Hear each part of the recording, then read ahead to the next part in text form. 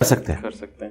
اچھا اب عبادات میں نماز روزہ، اب ہم تھوڑا سا عمرے والا جو ٹریول ہے اس کو دیکھتے ہیں کہ اس میں کچھ لوگوں کے ساتھ یہ ہوتا ہے کہ ان کو یورینیشن کا بہت زیادہ مسئلہ ہوتا ہے. ابھی وضو کر کے آتے ہیں، نماز پڑھتے ہیں یا پڑھنے کے دوران آ جاتا ہے کچھ لوگوں کو، اور کچھ لوگوں کو یعنی ابھی پڑھتے ہی ہیں، 2 سنتیں پڑھی ہیں 4 سنتیں پڑھی ہیں، درمیان میں آ گیا.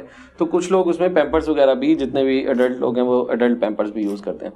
عمرے کے اندر جب آپ جاتے ہیں، آپ کو پتہ ہے کہ وہ اتنا حرم کا سائز اتنا بڑا ہے، آپ کو وضو کرنے کے لیے بہت زیادہ باہر جانا پڑتا ہے. اس دوران اگر کوئی اس طرح کا شرعی عذر آ گیا ہے تو اس کو کیسے مینیج کرنا؟ یہ میں ذرا اس کو 2 کیٹیگریز میں ڈیفائن کرتا ہوں. ایک وہ لوگ ہیں جنہیں قطروں کی بیماری ہے، ایک وہ ہیں جنہیں استنجا کرنے کا طریقہ ہی نہیں آتا. اس اعتبار سے تو پورا پاکستان ہی قطروں کی بیماری میں مبتلا ہے، الا یہ کہ کسی نے میری ویڈیو دیکھی ہے. دیکھیں، پیشاب کے تھوڑی دیر بعد قطرے کا آنا وہ نیچرل ہے، کیونکہ پیشاب کی نالی میں پیشاب موجود ہوتا ہے، وہ انڈر گریوٹی تھوڑی دیر بعد نکلتا ہے، اس سے استبرا کہا جاتا ہے، اور باقاعدہ احادیث کی کتابوں میں محدثین نے اس کو ٹاپک بنایا. تو وہ تو آنا ہی آنا ہے، وہ میں نے استنجے کا طریقہ بتایا ہے اپنی ویڈیو کے اندر. اس پوری ایکٹیویٹی کو آپ کر چکے. مثلا 12 بجے آپ نے پیشاب کیا ہے تو 1 بجے تک تو قطرے نہیں آتے، زیادہ زیادہ 12:05 یا 10 منٹ تک آئیں گے.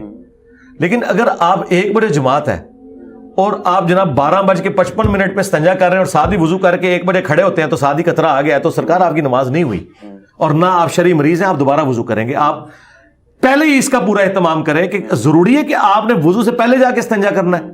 اور بعض پبلک میں یہ بھی مشہور ہے کہ جس کا وضو ٹوٹ جائے اس کو استنجا بھی کرنا پڑتا ہے. نہیں جناب، استنجے کا تعلق وضو کے ساتھ بالکل نہیں ہے. میں اپنے بچپن سے دیکھتا تھا کہ کتنے بوڑھے لوگ ہیں وہ ٹوائلٹ کا دروازہ مسجد کا بند کرتے ہیں، چند سیکنڈز کے بعد باہر نکل آتے ہیں. میں حیران ہوتا تھا، یار اتنی دیر میں تو بندہ پیشاب نہیں کر سکتا، استنجا نہیں کر سکتا، کرتے کیا ہے؟ وہ جب بڑے ہوئے تو پتہ چلا کہ وہ صرف استنجا کرنے جاتے ہیں، اور وہ یہ سمجھتے ہیں کہ اگر کسی کی ہوا خارج ہو گئی ہے تو اب اس نے استنجا بھی کرنا ہے. تو اس کا اس سے استنجے سے کوئی تعلق نہیں میرے بھائی. اچھا، اب اس طرف واپس آ جائیں کہ جو بڑی عمر کے لوگ ہیں جن کا مثانہ ویک ہو جاتا ہے، جی بڑے عمر کے لوگ جن کا مثانہ ویک ہے، جن کے قطرے مسلسل ہی جاری رہتے ہیں چاہے وہ پیشاب کریں نہ کریں، اب وہ شرعی مریض ہے، وہ پیمپرس یوز کریں، احرام کی حالت میں بھی یوز کر سکتے ہیں.